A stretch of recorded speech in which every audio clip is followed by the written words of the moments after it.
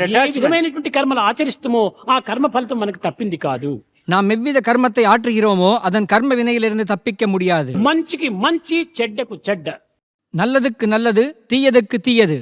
కర్మ దాటవశమా నరుడా, కర్మ దాటవశమా,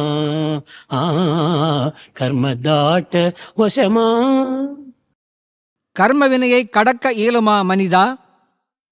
ఘనపాఠంబులు చదివిన గాని, కులదేవతలను కొలచిన గాని, కారడవులకే పోయిన గాని, కఠిన తపస్సులే చేసిన గాని, కర్మదాట వశమా నరుడా, కర్మదాట వశమా,